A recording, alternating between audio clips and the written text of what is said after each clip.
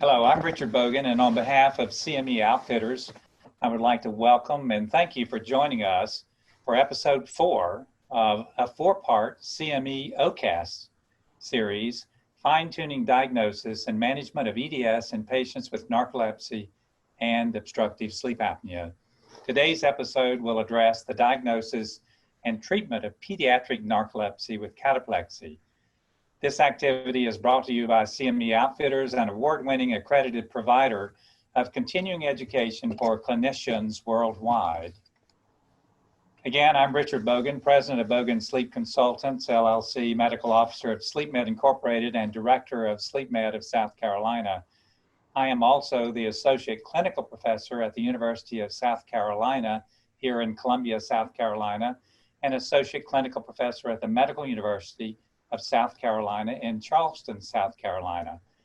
I'm very pleased actually to be joined today by Dr. Michael Strunk. I call him Mike. He's Division Director of Child Neurology and Sleep at Children's Hospital of the King's Daughters and President of the Virginia Academy of Sleep Medicine. He is also Assistant Professor of Pediatrics at Eastern Virginia Medical School in Norfolk, Virginia. Welcome, Michael. Good to see you, Rick. Yeah. So to frame today's episode, let's start by reviewing our learning objective, which is to integrate long-term safety and efficacy data into the treatment planning of pediatric narcolepsy with cataplexy. So Michael, there are a lot of sleepy people out there, and sleep is discretionary and we have state stability. The brain loves to be awake when it wants to be awake and sleep when it wants to sleep. And many people are impaired and they don't really know it. So let's begin with a clinical presentation of narcolepsy and then begin to explore the nuances of the pediatric population and how difficult it is to diagnose. Sounds good. Well, I guess I agree with you. I think that we have sort of a sleepy population, and I saw one article, probably a year ago, that was, I think, in National Geographic, and they said, we're currently undergoing a long-term clinical trial of sleep deprivation in the American population. So I think it's sort of almost an American thing that we work hard and try to do better. But as a result, sleep deprivation and sleepy people seems like a very common state for a lot of our families, our friends, our colleagues. So it is sort of trying to figure out when sleepiness is actually pathologic. Mm-hmm. And in narcolepsy, which is not a rare disorder, if we think about it, 1 in every couple thousand people, that it's actually more common than we might think. And I guess the way I think of narcolepsy as a disorder for our patients, and particularly in pediatric patients, is that despite an adequate amount of sleep or an adequate time for sleep, these are patients who have this incessant sleepiness. It's sort of a pervasiveness that is there that is not due to insufficient sleep. It's not due to sleep apnea. It's not just sort of just bad habits. And then it's accompanied by a lot of unusual things that may or may not really be even that apparent to our patients. Would you agree? No, I completely agree. I think the REM dissociative symptoms, because in narcolepsy, I think of state instability, so neither wake nor sleep are stable. So these individuals are sleepy. They doze off when they're not stimulated. And then sometimes they don't know how sleepy they are because when they're stimulated, they can stay awake. But when they're not doing things, they have excessive sleepiness, and then they have the REM dissociative symptoms. So could you explain the REM dissociative symptoms? Yeah, I think your point is well taken, and it's one of the things we see all the time is that when you're busy and engaged, you can sort of mask that sleepiness or underrepresented. And these other features are really interesting, and again, sometimes they can be misunderstood or underrepresented by patients, and particularly in pediatrics, these are symptoms that sometimes patients may have, but they may not share that with their friends or even their parents. But those REM dissociative features include one that is classic for patients and almost pathognomonic for narcolepsy with cataplexy, and that is the cataplexy, which is this unusual phenomenon that with sort of intense emotion, and probably for pediatrics, I really make sure my patients understand it's not when you're giggling because Dr. Strunz told you a joke, because it might not be that funny, but when your friends or someone who's very funny makes you laugh intensely, that with intense emotion, laughter, anger, surprise, you get physical weakness. So this can be mistaken as passing out or a seizure, but what really happens is in intense emotion, you get this weakness of your muscles to the point that your head sags, your voice sounds funny, you're wobbling on your legs like they're jelly, and you have to help sustain your posture, or squat down or lean on something. And it can be something that becomes a habit that you're not quite aware you're doing. And Yeah. the other REM dissociative events have a lot to do with things that happen around sleep or during sleep. So as you mentioned, this unstable wake and sleep, insomnia itself is fairly common. About a third of our narcolepsy patients have insomnia as a significant symptom. But around sleep, they often have these hypnagogic hallucinations. So as you're getting ready to fall asleep, meaning lying in bed, you have this sense of things going on around you where you might see or hear things. So I had a patient just recently who said, well, I don't see a lot, just that little white ghosty figure that goes by my bed once in a while. And Yeah, he thought that exactly. was unusual, but just sort of interesting. And they can also be audio. So I have patients in the pediatric world that commonly will be lying in bed and hear someone talking, or their mom or dad talking to them, or someone walking by their bed. And they commonly will say, yes, I've gotten up and went to my parents' bedroom to say, what did you want? And they find their parents asleep. I just had a young lady who said she heard her mom blow drying her hair once in a while. And she would get up and go, why is mom blow drying her hair? And when she went there, her mom is sleeping, but she hears it. So seeing figures, shadows, hearing things around falling asleep, which again is unusual, but not necessarily that they would mention it. And a Yeah, I second think it's, thing, oh, go I think ahead. it's interesting, yeah, that the patients sometimes they're one don't realize it's abnormal, and two they don't necessarily want to talk about it. Sometimes, particularly the hypnagogic or the hypnopompic hallucinations, with the vivid dreams, they think everyone has vivid dreams, and then of course if they have sleep paralysis, then they wake up and panic with a sleep paralysis and think it's an anxiety attack or maybe even sleep apnea. So these people are sleepy and have REM dissociative symptoms, but oftentimes in pediatrics, these symptoms are disguised and present in other ways. Can you talk about some of the difficulties of diagnosing sleepiness in children? Yeah, so you're absolutely right. So one of the things I think that's important in pediatrics versus our adult population is just the scenario where our kids are. So when I'm thinking of middle schoolers or high schoolers, these are kids who are, in general, their work environment is at school. And it's also, whether a good or bad, is that we have a tendency, I think, to sort of not give credit to our children for their responsibility or the maturity in these situations. So what'll happen in kids is that sleepiness, one, can be masked by sort of their anxiety or their desire to maintain wakefulness. So they'll be at school, and when they're in math with Mr. Johnson, who can be pretty tough, they are sort of anxious, a little bit on edge. They will fight sleep and say, no, I don't fall asleep there. And the sleepiness, however, may be sort of ever present. So in pediatrics, I will often say, so if you're at school and there's a substitute teacher, and we're not getting testing on this material, and you're sitting there and I'm not talking to you, it's not about would you take a nap for an hour. It's would you just doze and start to fall asleep if I wasn't talking to you or you didn't pay attention. And sometimes they're like no becomes a yes because of that sleep pressure, and they're trying to sort of stay engaged can mask that. And one of the other things for sleepiness is, but then kids do fall asleep in situations in school, for example, is what the teacher thinks is you got to turn off the Fortnite and the TikTok and go to bed. Turn that off and go to sleep. You're just being Right. irresponsible, or you're a little bit lazy and you don't respect me as your teacher. And so I would tell you that the sleepiness is, one, attributed to other reasons, most commonly insufficient sleep and sort of poor behavior, but also commonly misinterpreted as disrespectful or not paying attention. And it's not uncommon that when someone is falling asleep and then they sort of socially withdraw from activities and their Yeah. grades fall, what does that sound like? Sounds like you might be a little depressed or have ADHD. So thinking of this as a mood disorder or ADHD, and that's why you're not paying attention, although you might fall asleep, is a way that this often can get misinterpreted. So I have lots of kids who come to me with ADHD or mood issues.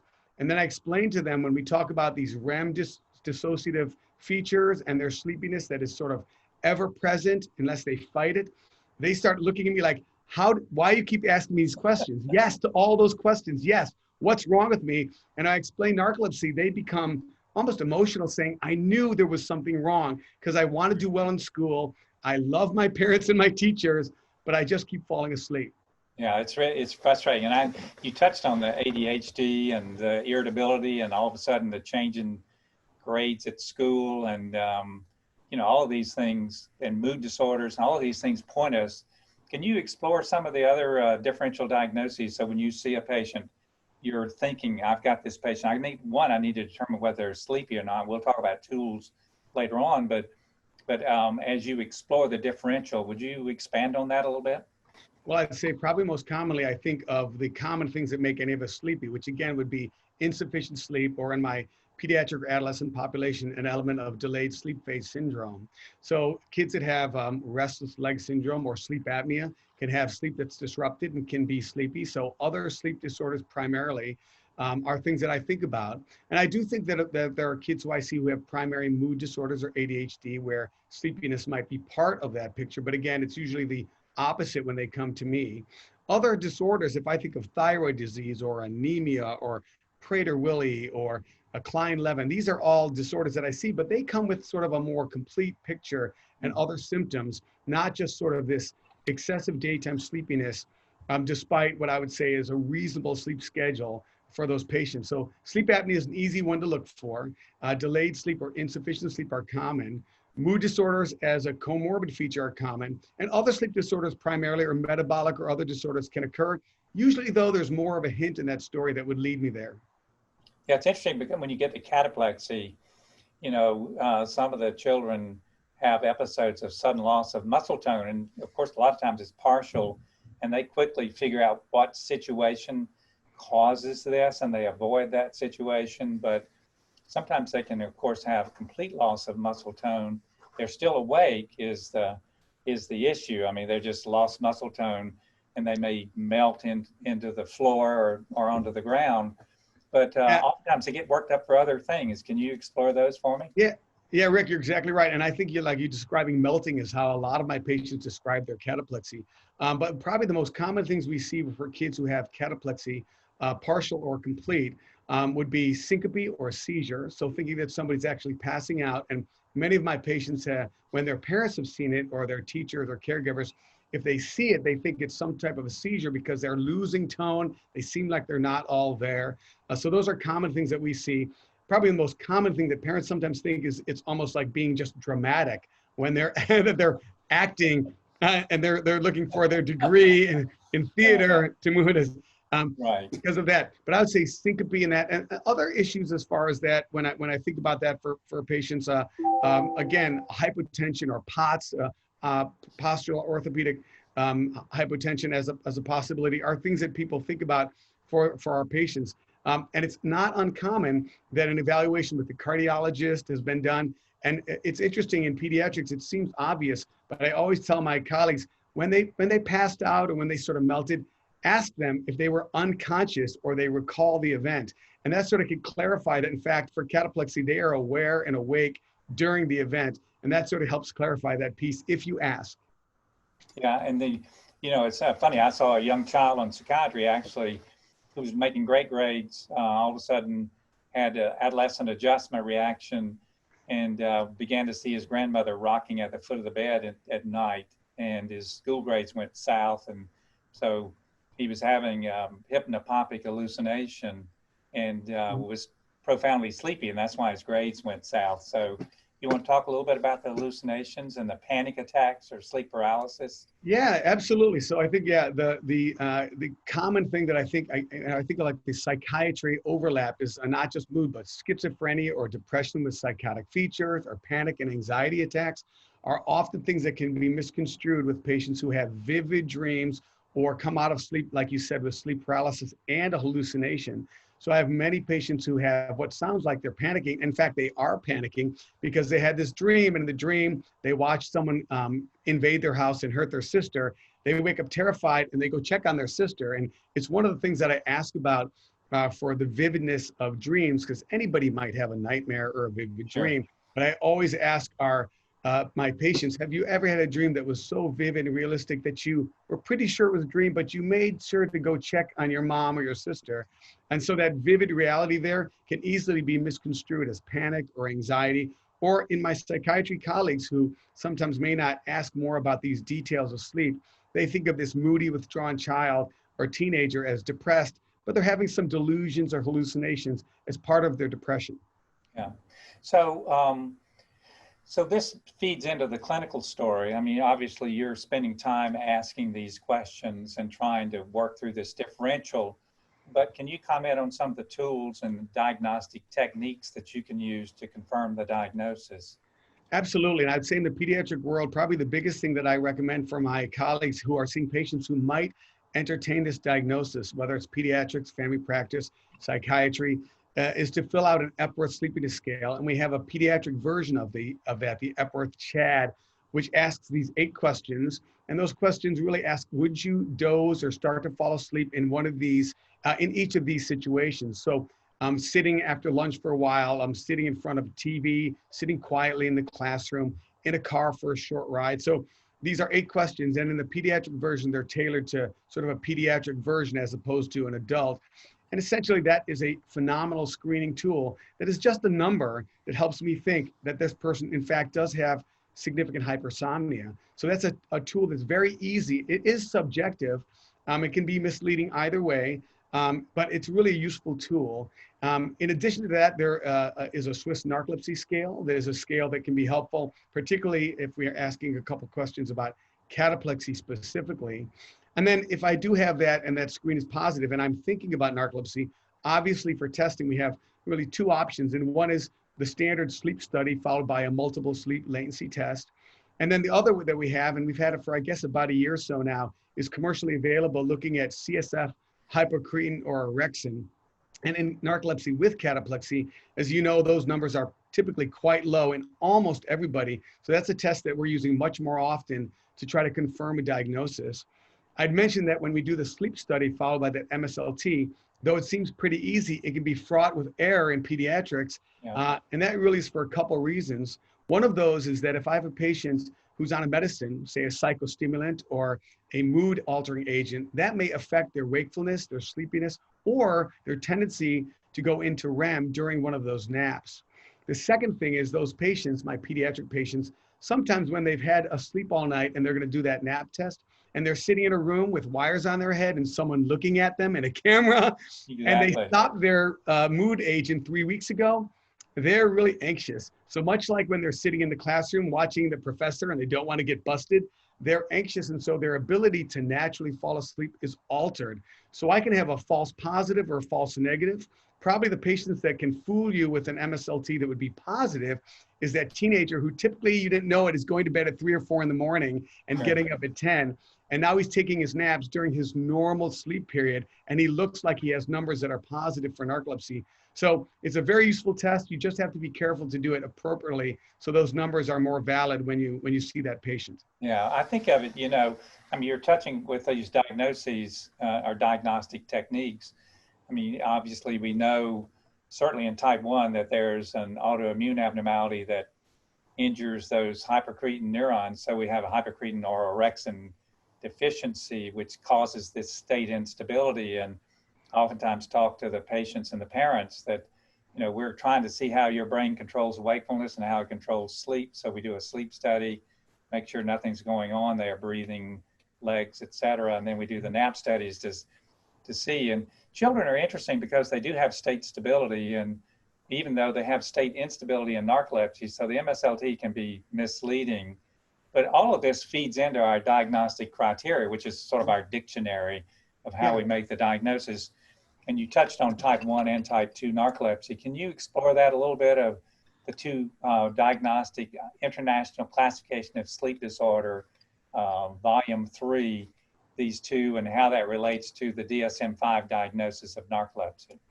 Yeah, so I think the ICSD-3 did a nice job of just trying to split these out and help us. And like you said, we sort of have a better sort of understanding of clearly this pathophysiology in narcolepsy type 1 or narcolepsy with cataplexy. So our criteria for those patients is 1, the clinical history, that is the sleepiness, excessive daytime sleepiness, along with the REM phenomenon, specifically having cataplexy.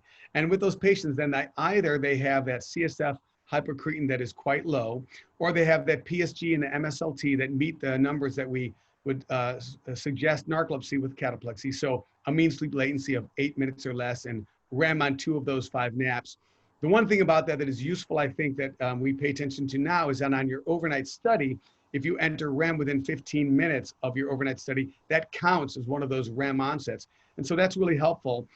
In narcolepsy without cataplexy, what we have is essentially an MSLT that would have those numbers, but you do not have the presence of cataplexy. And of course, the CSF hypercretin is not reliably low if I would check that for those patients. So I think pediatrics, much like adults, most of my patients, narcolepsy is with cataplexy, probably 70%. But I have a large number of patients where they have a story that's compelling, but don't have cataplexy. And that makes it a little trickier. Like you said, it's maybe not as clear cut when we're talking about narcolepsy without cataplexy. And that pathophysiology may be a little less clear for us as opposed to the kids who have narcolepsy with cataplexy. So we have DSM-5. You want to comment on that?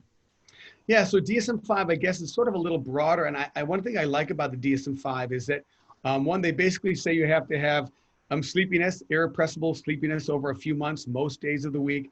That narcolepsy with cataplexy, if you have cataplexy clinically, that really is the diagnosis. And then you have sort of the alternative of either REM within 15 minutes on that overnight study, or that MSLT that meets those criteria we just talked about.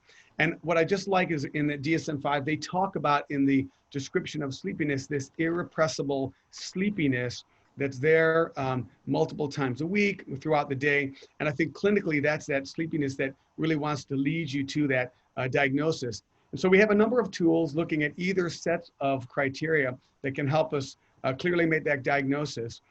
It's also just important that, plenty of patients, their clinical story may not quite fit perfectly for our criteria. And so sometimes that means you might have to revisit testing again, or you might have to revisit the classification to see, do I meet these criteria now? And that's true in pediatrics, just like it is in adults.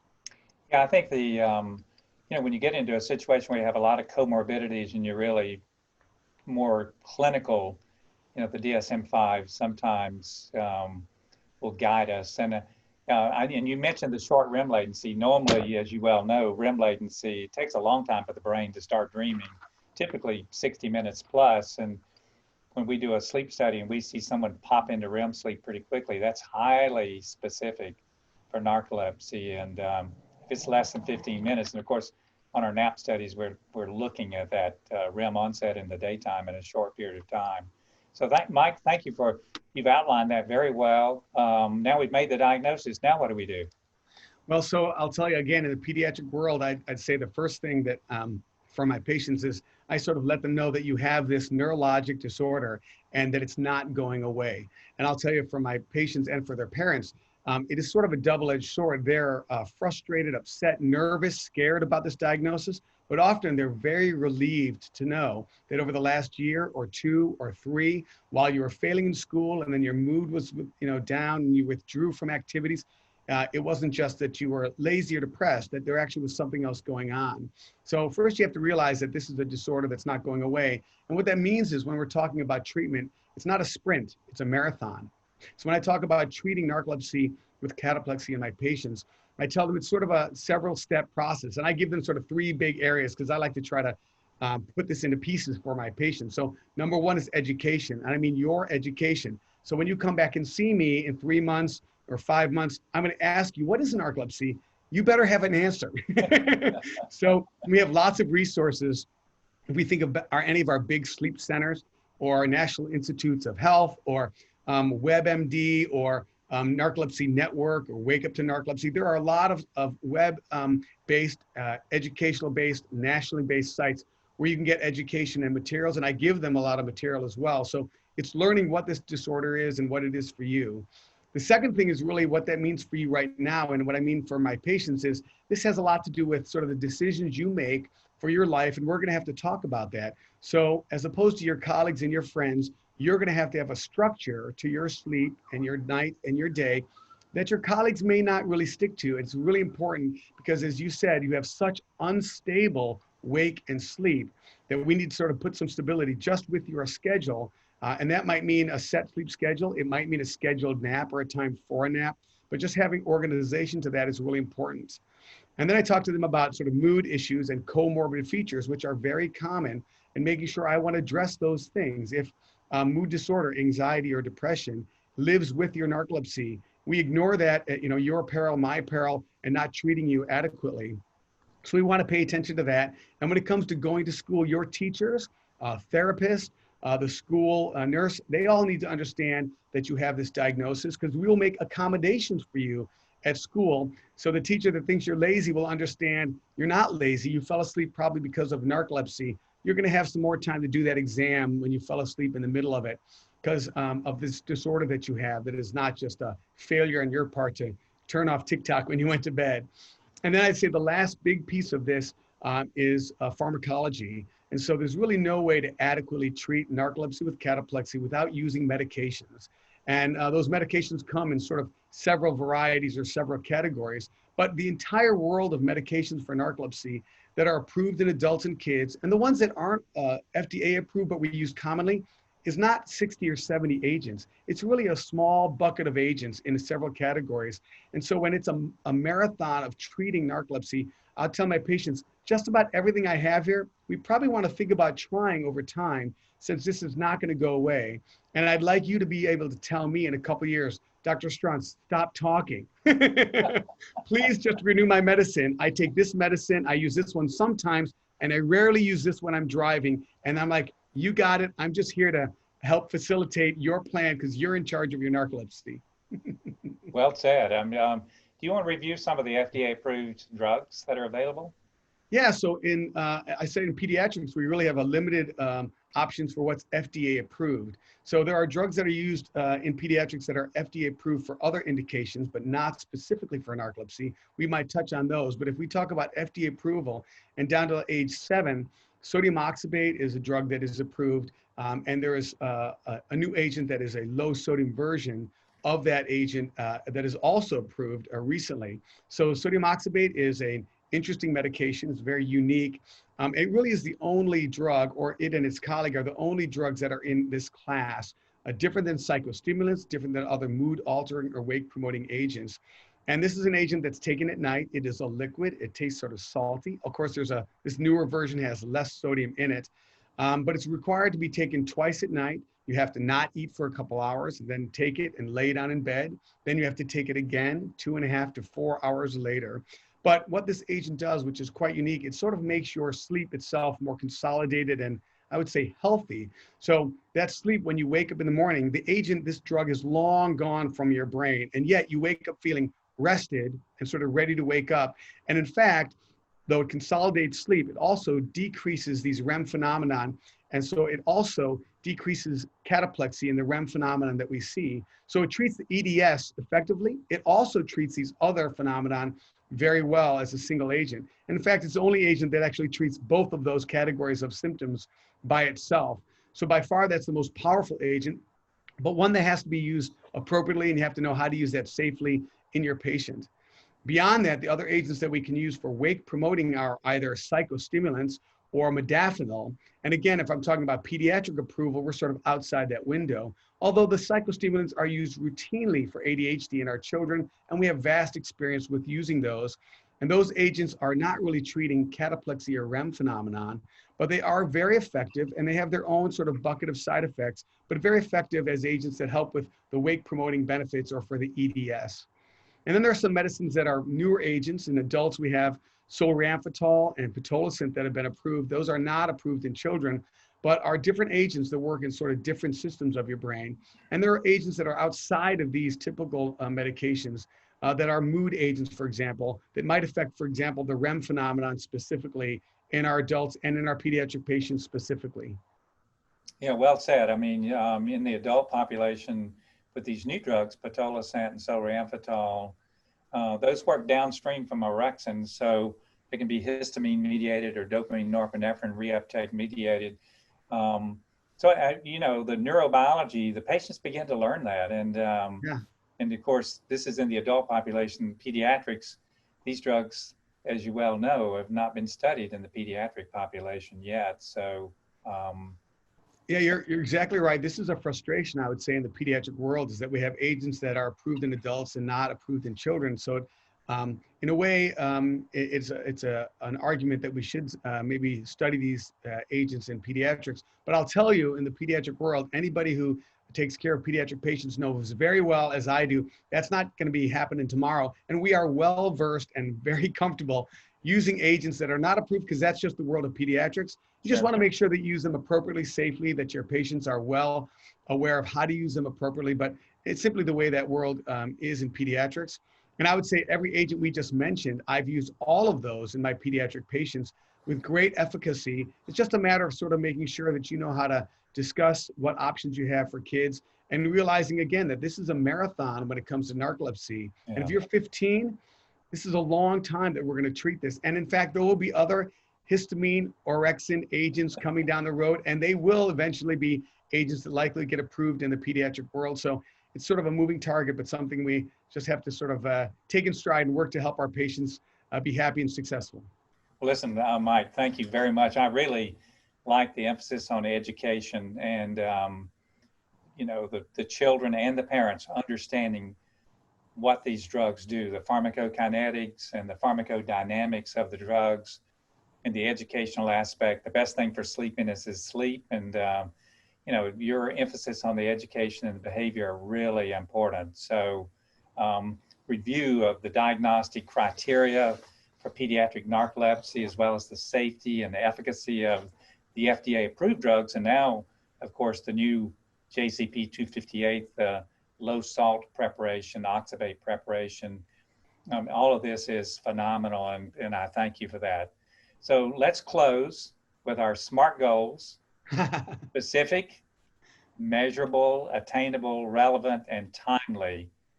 So what should healthcare practitioners listening today take away from the podcast? So on each visit, ask your patients or their parent or caregivers if they're sleepy during the day. Use validated tools, as Mike said, and develop treatment strategies that are beneficial to our patients. So to receive CME credit, CE credit, click on the link identified here to complete the post-test and evaluation online. And I personally would like to thank you for joining us today. And please visit the Sleep Disorders Hub at CMEOOutfitters.com, Sleep Disorders-Hub, for additional educational activities and resources. We have other OCasts about sleep disorders. So thank you for joining us today for episode 4 of our 4-part CME OCast series. To view additional episodes on a deeper look into EDS, matching treatment choice to the pathophysiology of sleep, and differentiators when choosing novel treatment options for EDS, please visit www.cmeoutfitters.com. Thanks again, and thanks, Mike. Thanks, Rick.